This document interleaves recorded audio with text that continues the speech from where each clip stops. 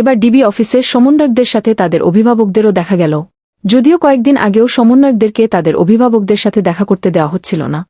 আমার সন্তানকে আমরা ফেরত চাই এবং সব যাদেরকে নিছে প্রতিটা পরিবার উদ্বিগ্ন হয়ে গেছে, প্রতিটা বাবা মা তাদের বাবা অসুস্থ হয়ে গেছে।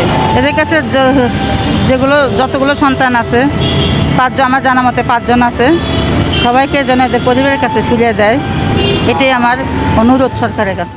কোটা সংস্কার আন্দোলনের সমন্বয়কদেরকে হেফাজতে নেয় ঢাকা মহানগর গোয়েন্দা পুলিশ।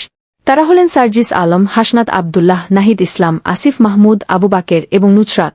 সারা দেশে কোটা সংস্কার আন্দোলন ঘিরে সংঘাতে শিক্ষার্থীদের হত্যা, তাদের ওপর হামলা ও নির্যাতনের প্রতিবাদে এবং জাহাঙ্গীরনগর বিশ্ববিদ্যালয়ের শিক্ষার্থী ও বৈষম্যবিরোধী ছাত্র আন্দোলনের সমন্বয়ককে তুলে নেওয়ার ঘটনায় উদ্বেগ জানিয়ে সমাবেশ করেছেন বিশ্ববিদ্যালয়ের নিপীড়ন বিরোধী শিক্ষক সমাজের শিক্ষকেরা। একই দিনে ক্যাম্পাসে বিক্ষোভ মিছিল করেছেন শিক্ষার্থীরা।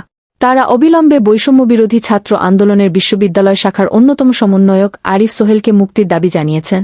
এর আগে রোববার সকালে আরিফ সোহেলের পরিবার অভিযোগ করে ডিবি ও সিআইডি পরিচয়ে আরিফকে গতকাল দিবাগত রাতে তুলে নেওয়া হয়েছে।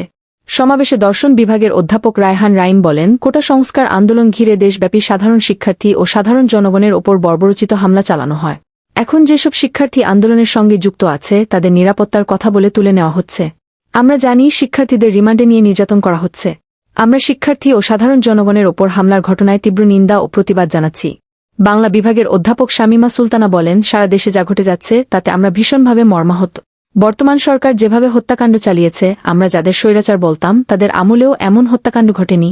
যে বাহিনীকে আমরা মনে করতাম জনগণের নিরাপত্তা দেবে, সেই বাহিনীকেই সরকার নিজের স্বার্থে শিক্ষার্থী ও জনগণের ওপর লেলিয়ে দিয়েছে।